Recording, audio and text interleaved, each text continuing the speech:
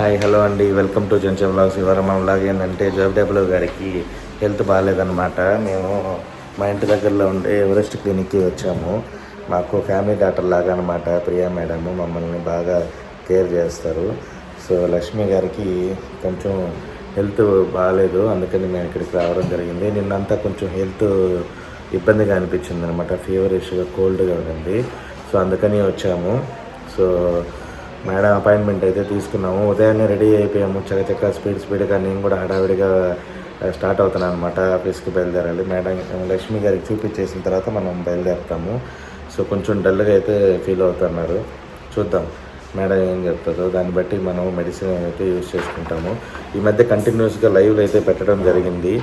So morning, evening, night ఇలా కంటిన్యూస్గా పెట్టడం వల్ల బాగా టైడ్ అయిపోయారు. పిల్లల్ని చూసుకోవడం, అందులో నేను కూడా ఈ మధ్యకాలంలో ఊరు వెళ్ళడం వల్ల కొంచెం వర్క్ అయితే ఎక్కువైపోయింది. సో అందువల్ల బాగా టైడ్ అయిపోయారు. రెస్ట్ అయితే బాగా తీసుకోవాలి. నాకు తెలిసి నేను రెస్ట్ కోసమే అనుకుంటున్నాను. సో నిన్న లైవ్ పెట్టలేదు, ఇవాళ లైవ్ పెట్టలేదు అనమాట జేడబ్ల్యూ గారు.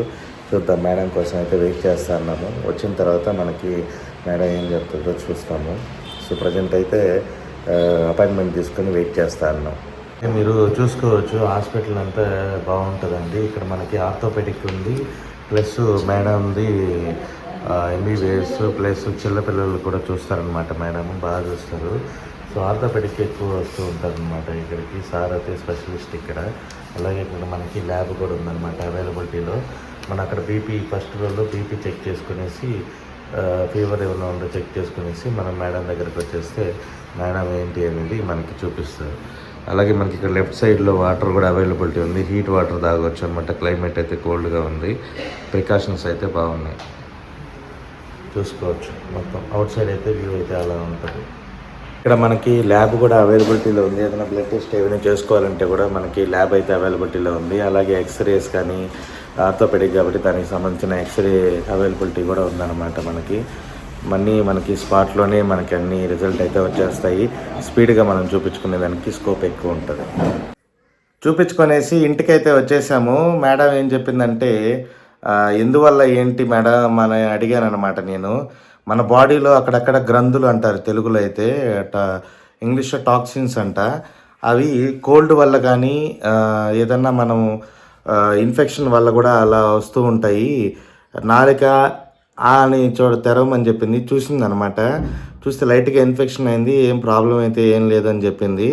రీజన్ వచ్చి కోల్డ్ అంటే ఎక్కువగా నేను లాస్ట్ టైం ఊరు వెళ్ళినప్పుడు తనే పిల్లల్ని స్కూల్కి తీసుకెళ్ళింది కదా. సో అందువల్ల చెవులోకి కానీ, ముక్కుల ద్వారా కానీ, నోటి ద్వారా కానీ ఎక్కువ కూల్ వెళ్ళడము, అలాగే కోల్డ్ వాటర్ కానీ, కూల్ డ్రింక్స్ కానీ, ఫ్రిడ్జ్కి సంబంధించిన ఐటమ్స్ ఏదైనా యూజ్ చేయడము, లేదంటే అవుట్ సైడ్ ఫుడ్ ఏదన్నా తిని దానివల్ల ఏదైనా ఇన్ఫెక్ట్ అవ్వడము, ఇన్ఫెక్షన్ అయితే అయింది అని చెప్పింది మేడము. సో తనైతే నాకు వెన్నుపూస దగ్గర నొప్పిగా ఉంది, కాళ్ళు, బాడీ పెయిన్స్ ఉన్నాయని చెప్పిందనమాట. సో అందుకని మేడం ఏం చెప్పిందంటే పవర్ఫుల్ ఇంజెక్షన్స్ అయితే 2 అయితే వేయడం జరిగింది. సో అలాగే వాటితో పాటు కాఫ్కి సిరప్ అయితే ఇచ్చిందనమాట. అలాగే గాగ్లింగ్ చేయమని చెప్పిందనమాట.